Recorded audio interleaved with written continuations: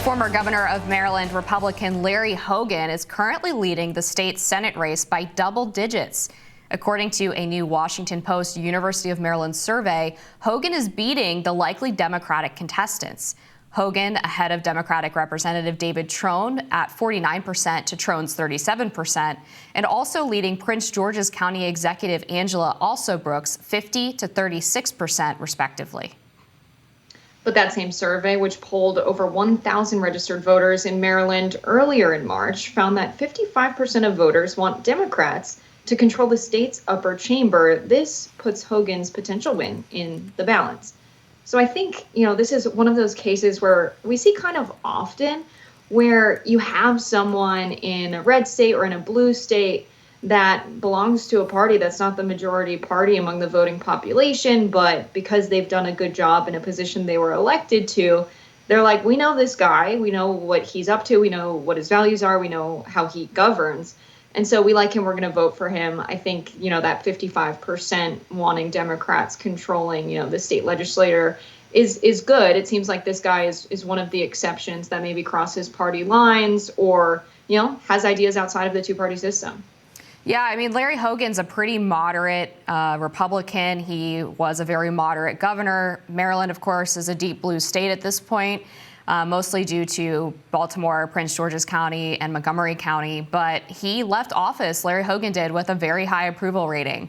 I think the big challenge for him is if he's going to be able to shore up support from the Republican base. There are a lot of red areas in Maryland, especially on the Eastern Shore and in Western Maryland, some parts down in the South, that have a sizable contingent, a sizable voter base. And a lot of them that I've talked to are very frustrated with Larry Hogan and feel like he betrayed them by going after former President Donald Trump. And so I think there's definitely an active question as to whether or not those people will come home in November and actually vote for him if he does become the nominee.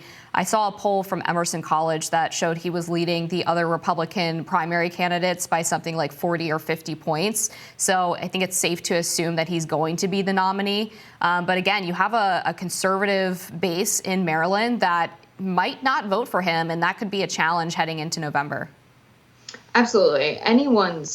It's anyone's race when we look at Senate races across the country. When I look at Nebraska, I think of Dan Osborne, who's an independent, who's running outside of the two-party system, really running on working class values. He's someone that is a worker. He's putting in 90 hours a week as a steam fitter. I've talked to him personally. He talks like my dad or my uncle. And he's someone that's really bringing together people across the political spectrum. I think a candidate like that has a much greater chance of keeping the support they have and gaining more support come time for November, where people are choosing who they want to represent them in the U.S. Senate. So just because, these other two candidates that are battling it out in the Democratic primary are not well known like Hogan is, I don't think it means that, it's necessarily Hogan's race because he's polling well right now. Just like I don't think it's Deb Fischer's race in Nebraska just because people might know who she is more than they know of Dan right now. I think we're seeing some interesting shifts outside of the two-party system, whether it's someone like Hogan who's reaching across party lines to some degree,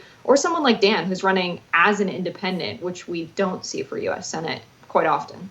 Yeah, and let's talk a little bit about these potential challengers for Larry Hogan as well. So Angela Brooks is the more progressive candidate in the race.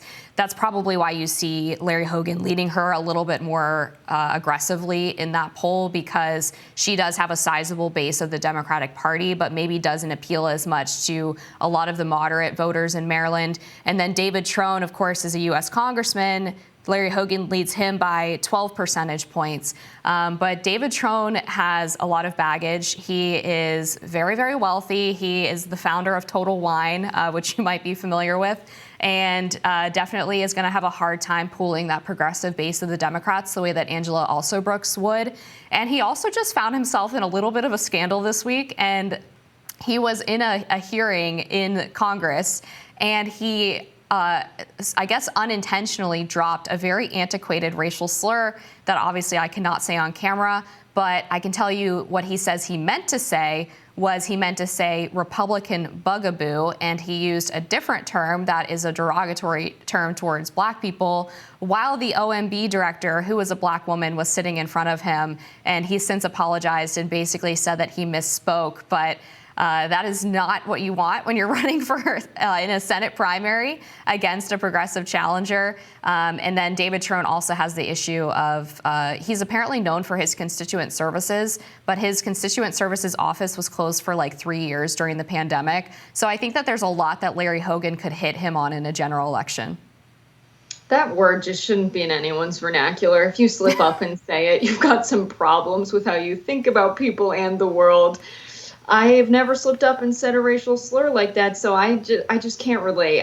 I think that if it's in your regular words that you say, that might be why you can slip up and say it. So I think this is something that can end someone's race in 2024. Also, having someone who is the CEO or owner of Total Wine, did you say? That's right. Yeah, he's the owner, founder and owner. So anyone who owns a huge, you would call that a corporation. There's Total Wine everywhere. Mm-hmm. Someone who's as rich as this, who has this much power, who is disconnected from the working class, is not representative of the majority of America. So they shouldn't be representing us in the House, in the Senate. I think people like this really need to make an exit from politics. I think the American people are sick of them, and they're tired of them being their only choice. And very likely the biggest determinant factor in a lot of these races will be people just not showing up, people not being excited enough about the candidates running, them being jaded in politics, and them just not participating. I think that's more likely than them protest voting for someone else this time around. Yeah, and just to give viewers some context of how wealthy exactly David Trone is, since he's been in Congress, he's reported an income of more than $110 million.